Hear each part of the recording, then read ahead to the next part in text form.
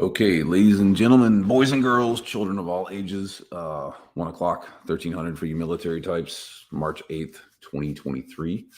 Um, yeah, happy, I think it's International Women's Day, if I'm correct. I'm pretty sure I'm correct.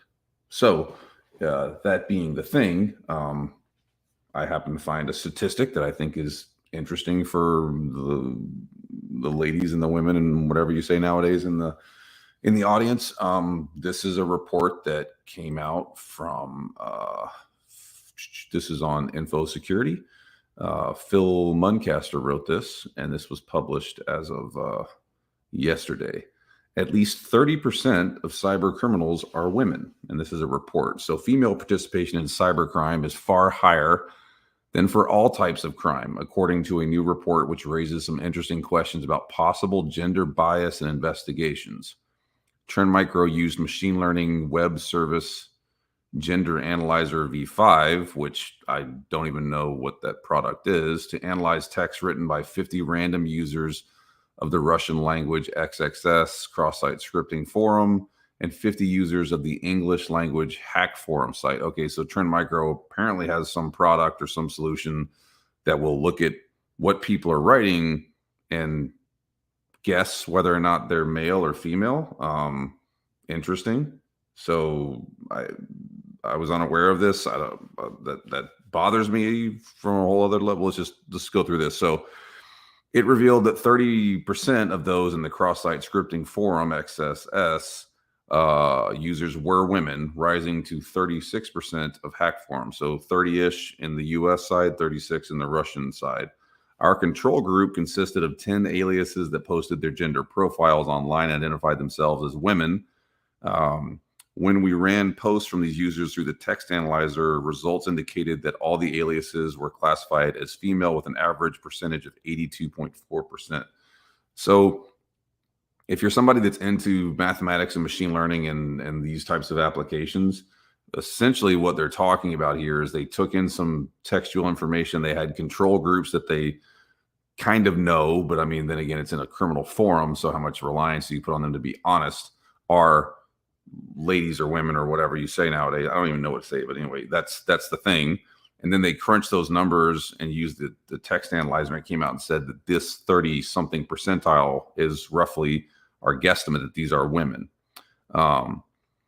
The report that is generated here, and I'll throw the link into this because I finally figured out a way to do that, also use separate AI tool. It's not AI, it's ML, to ascertain the gender of cybercrime foreign users. SEMrush is billed as a search engine marketing solution. It uses learning algorithms to analyze data from social networks and other third-party sources in order to determine the demographic information of web users such as gender. Its analysis claimed an even higher percentage of dark web forum users were women. 41% of cross-site scripters and 40% of hack forums users. So 41 of the US and 40 of the Russians. By contrast, 4 to 8% of the prison population in UK, Russia, and US is female. If accurate, the findings would also indicate that a higher percentage of women participate in cybercrime than currently work in the cybersecurity industry. That's the stat that's pretty crazy. So the latest estimates from ISC Squared put this figure around 24%, although it does rise to 30% for the under 30. So basically, ladies, women are doing more stuff in cybercrime, we think, based on this report, which, again, I would take this with a giant, huge, mega grain of salt. Math sounds a little bit sketchy to me. That they have more women doing criminal operations in cyber than we do having good people operations. Now that it isn't a win, I don't think, but it's definitely interesting. So there you go. If you're not being actively engaged in the good people side of cyber, I guess you could always go criminal. Not that I'm saying you should, but apparently there's more women, ladies, whatever, in that sector of the market. So, benefit, win, I don't know, but interesting. Following on to that, so Washington Post published this report, and I'll throw it in the links again. They put paywalls up in front of stuff, but what are you going to do? So here's part of what people should be aware of. So this is analysis by Tim Starks with research by Vanessa Montalbano, March 8th. U.S. government debuts new cyber rules for the aviation sector. Okay, why? An Inspector General report, which I've gotten found and I've put the link in, reveals the General Services Administration officials misled federal agencies for years about its identity proofing website, and Mexico reportedly used a powerful spyware tool on human rights. So that's other story. But the other part of this is TSA rolls out new cyber rules for airports and airline operators. The TSA unveiled cybersecurity rules on Tuesday for the largest, most vital airport and aircraft operators. The second time in less than a week that the Biden administration has acted to push for cyber rules for critical infrastructure. So now officially, I guess, we're saying that airlines are critical infrastructure. Makes sense. It also marks the latest set of cyber rules for the aviation sector imposed by TSA. The newer set of rules requires the pertinent airports and operators to develop, holy shit, security plans for defending things like who has access to networks. Now, let me say that again. The new set of rules requires the pertinent airports and operators to develop security plans for defending things like who has access to network, then seek TSA approval for them. Does anyone notice a pretty glaring problem with that? It's 2023, and we're telling airlines and airports that, hey, figure out who's accessing your networks. Oh, and even though they're there, submit stuff to the TSA, which is noted for its amazing ability to process information and move things quickly, to get approval for that to actually take place. TSA Administrator David Pekoski, I guess, said in a news release that protecting our nation's transportation systems is our highest priority. Well, I would hope so. And TSA will work closely with industry to boost cybersecurity. Hooray, huzzah.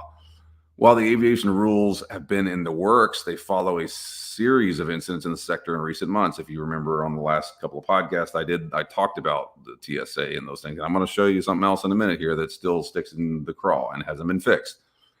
The rules, TSA previously directed affected airports and airline operators to designate a cybersecurity coordinator, report cybersecurity incidents to CISA within 24 hours, develop a plan for responding to incidents, and conduct a vulnerability assessment.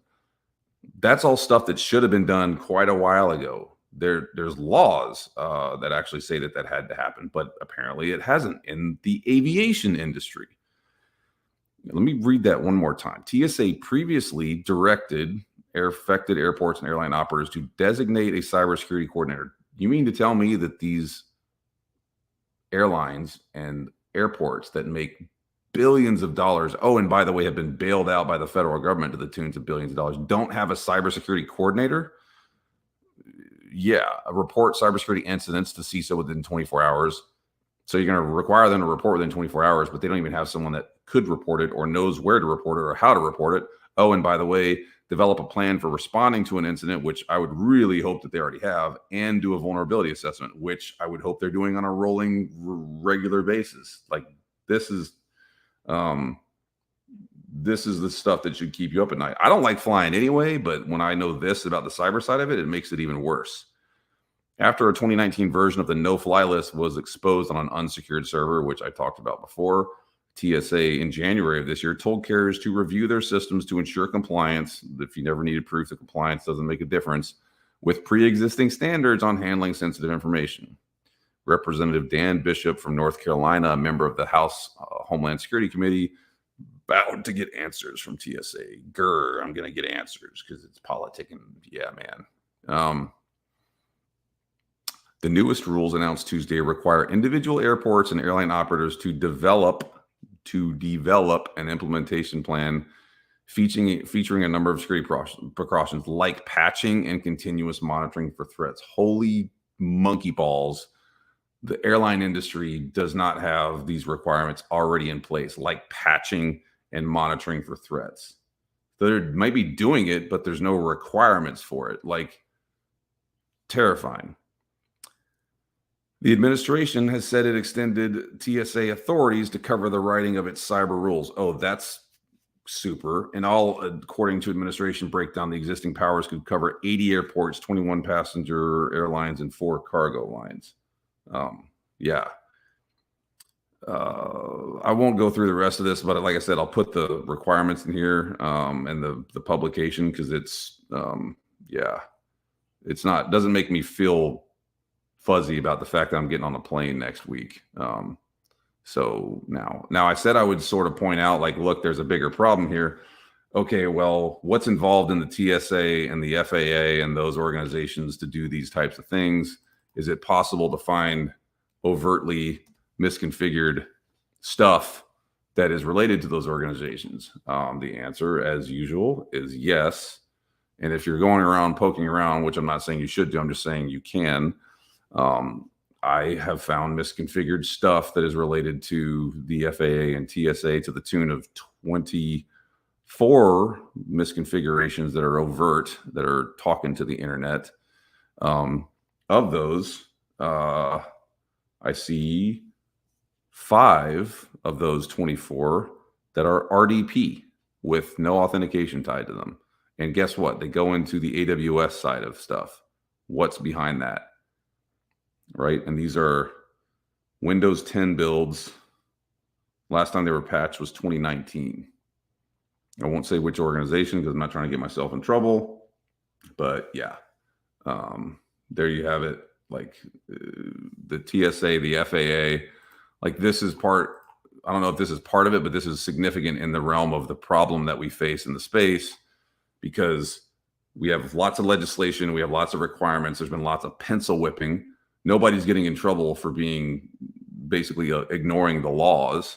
If you did this type of shit in the banking or healthcare industry where you just flat out said like, whoops, my bad, somebody would go to prison, or you would be sued into oblivion when things went sideways, which they will. But in cyber, because it's this weird, not put your hands on it physical thing that we've yet to really feel the impact of, but we will. It's just like, so what? Sorry, my bad. I'll fix it. Like that. Yeah. And I'm going to read some more stuff because CISA's got an OIG report, which again, I'll throw in the links, talking about the problems that CISA has. And if you're following the track of this whole thing, the government establishes new entities and organizations to control all this stuff. But it doesn't, there's no trickle down cyber. Like you've heard of trickle down economics and whatever else. The legislation has to have teeth to it. I'm still reviewing the White House cybersecurity strategy thing because it's taking a lot of time. I think people were too fast to respond to that. So I'm trying to really crawl through it.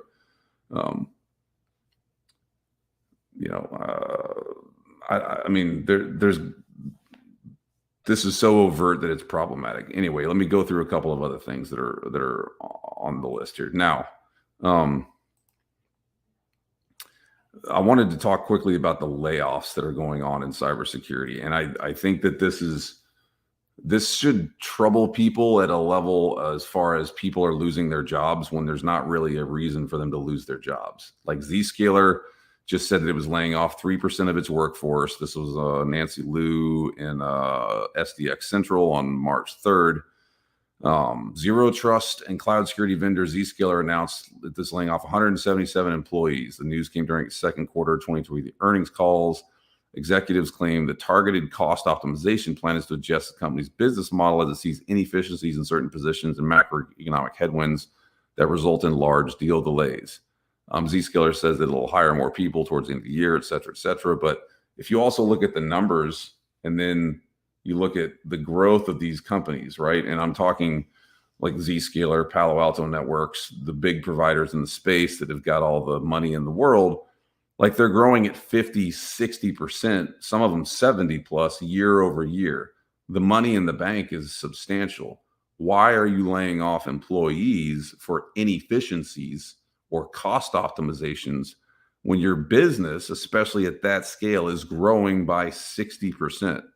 Something's wrong. So either the management is not doing things correctly to keep people employed and actually have it do what needs to be done the right way, or they're just goosing the numbers so that they can continue to grow and have super amazing earning reports. Does every industry do that? Sure, to some degree, but in cyber, where we have guaranteed, this is the only space in all of economics where we have a negative unemployment rate. You can't be unemployed in cyber if you can fog up a mirror and say the word cyber quickly. Like that's just how it is. So why are we laying people off? Even if they're salespeople, which we need salespeople to sell stuff. It says literally in these responses to the layoffs from these companies that their goal is to grow the business. Well, don't you need more salespeople to help grow the business the right way? Or are you just laying people off because it's cutting cost and it makes it look better on an earnings report? Go to layoffs.fyi if you've never been to the site. Layoffs, layoffs.fyi. It's a pretty slick site, and you can run through all the tech layoffs in the space and go look at what's going on there. Here, the other issue that we probably should really be paying attention to is if all these people are being laid off and it's substantial, how are we certain that we're locking down all their stuff when they leave those companies? We're not, is the answer. So risk is increasing exponentially as more organizations are laying people off. It's just the nature of what happens. I can tell you, when I left a job before, I had my same access for 9 months. How many is that happening when you have thousands of people being laid off that are working in cybersecurity industry or in industries tangential to cyber, like tech? It's a problem. So go do your own research. Don't believe what I'm saying. Just go do your own research. Let me just give you some of the companies that have laid off in the last, and this is since January 26th on Security Week. Sophos laid off 10% of its global workforce. Jumio, 100 people. Lacework, 300 people, 20% of its workforce.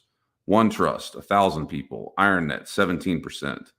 Cybereason, 17%. Aqua Security, 10%. Malwarebytes, 14%. Gen Digital, 7%. SNCC, which is valued at $7.4 billion, laid off 14% of its workforce. F5, dropping 1%. Forescout, 170 employees.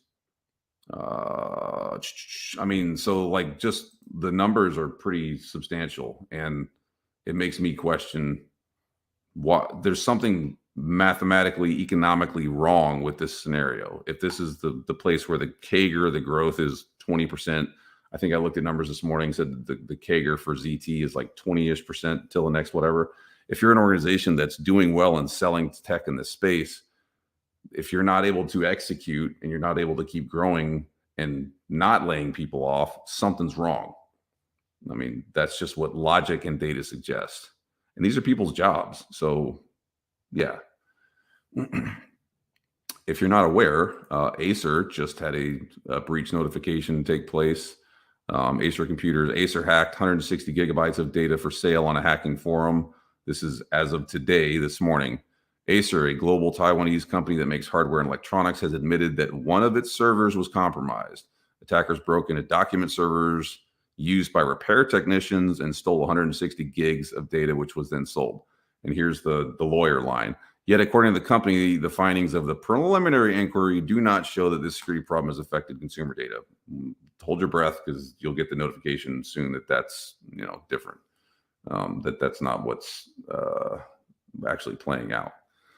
The Bleeping Computer report, and I'll throw that link in here, says the data breach has been confirmed after a threat actor who claims to have stolen data from Acer in February started selling it on a well-known hacking forum. And they have the links in here that show the hacking forum and where things, where it's actually taking place, which is also weird. And if you crawl through that, the leak contains 160 gigs of 655 directories, 2,869 files, confidential slides, manuals, format files, binaries, backend infrastructure, ISO files, BIOS stuff. So it doesn't look like it was what you would call PII data, but this looks like IP. And the bad guy that was selling this stuff calls himself God. So interesting and problematic for Acer.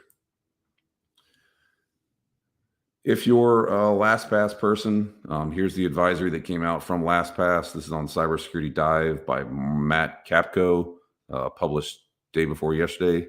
Tells you what to do if you had LastPass. So master passwords, change those. Length is better than complexity is what they say.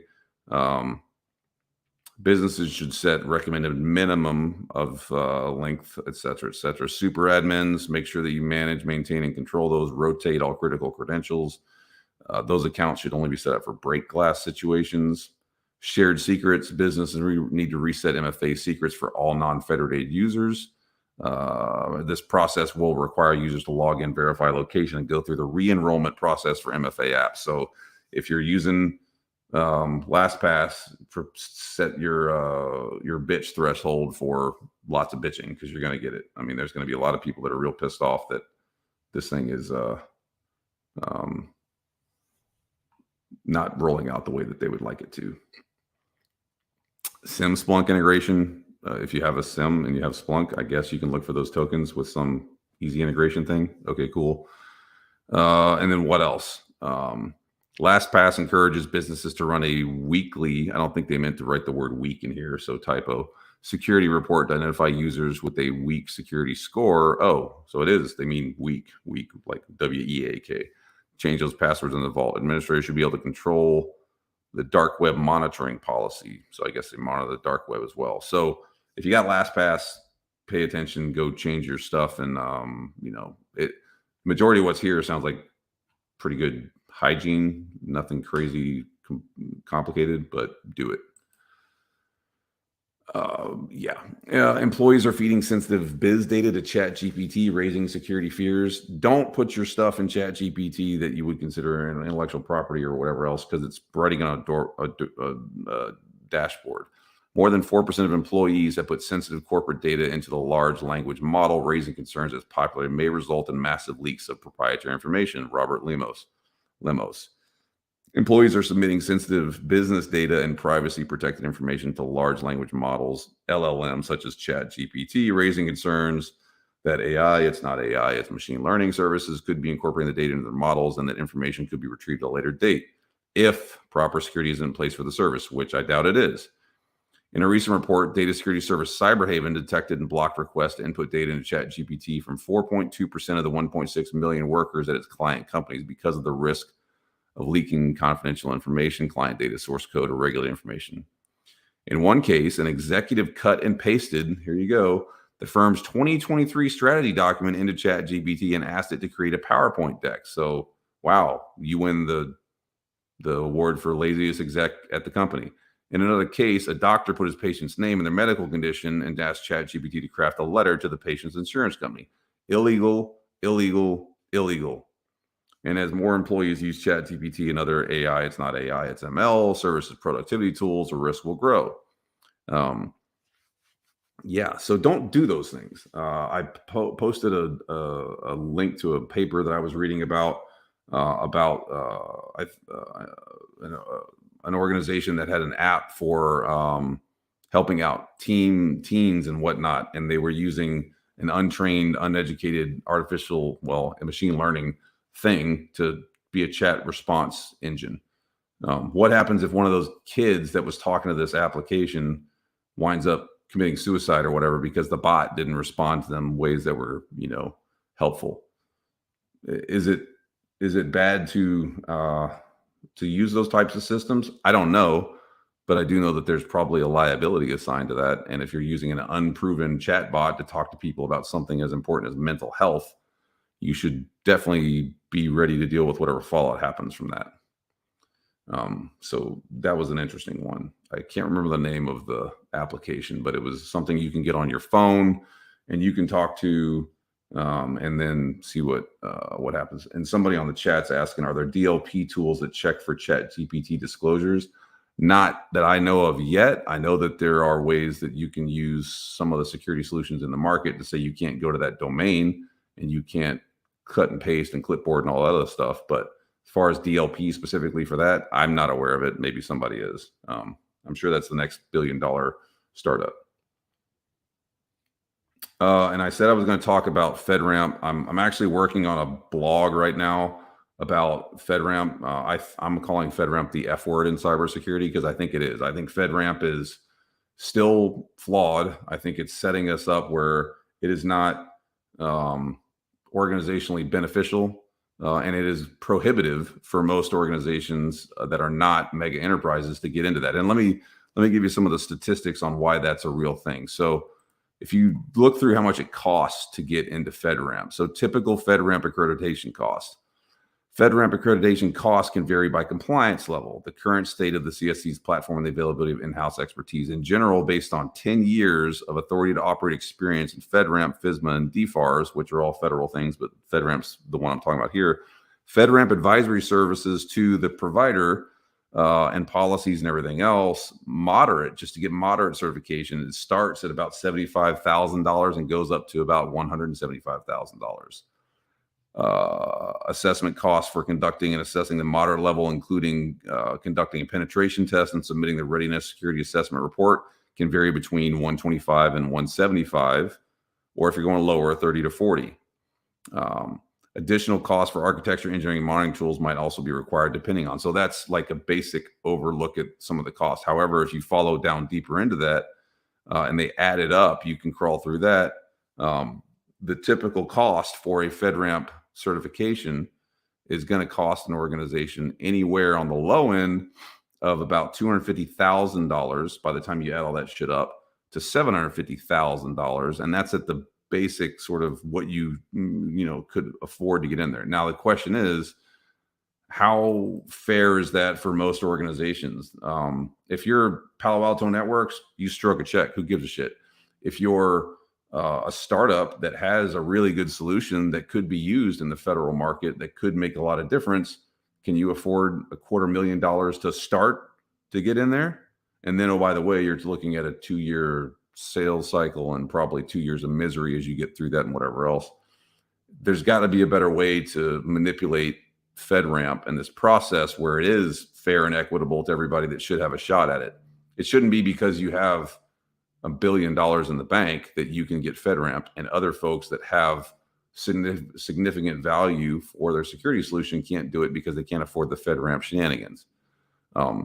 Interestingly enough, there's been a lot of conversations going on about, hey, people doing FedRAMP things. If you have FedRAMP certified hardware and data centers, why can't I run certified software on your certified hardware and get my FedRAMP cert done that way? You've already got authority to operate, Lockheed Martin and whoever else has got all that stuff. Why can't you ride that? Why can't we just contract that stuff out? Like, it's software. Software runs on hardware. If hardware is certified FedRAMP, and we can get some of the other certs to go into the software side, can't we just daisy chain those together? There's ways to do that. There's valid approaches to doing that the right way, which would speed this up. So yeah, it's cost prohibitive, and it is skewing the market for FedRAMP to be such a big problem in the space, because there are organizations, there are technologies that are trying to grow into this space that can bring real change to the needs, but they can't afford to get certified. And what's one of the first things that folks ask you? Are you FedRAMP? Are you ISO 27001? Are you SOC 2? Da, da, da, da. Those things add up. And if you're a startup, you don't have that money to burn. But should it be cost prohibitive for you? Not if the system was actually put together smarter. To me, and make comments in the chats or whatever else, but it seems to me like if you can have all this money spent for FedRAMP certified data center and StateRAMP and those things too, why can't I run my software on your hardware and be done? And that would be way more effective, way more time optimizing, et cetera, and it would level the playing field. The longer the playing field is skewed to where the big players can keep introducing things because they can afford to, the longer the playing field remains skewed, which is only good for the adversaries. So anyway, that's 29 minutes, 9 seconds. It's the 8th of March. We covered a lot of stuff. I guess it's good that we have more criminals in the space that are women than... No, it's not good. I don't know. Anyway. Yeah. So please, if I can help or reach out, let me know. I will throw the links for all the stuff I found in here. I am working on that paper about FedRAMP, so look for that. As always, stay smart, stay safe, stay secure, take care of each other, and I'll catch you on the next one.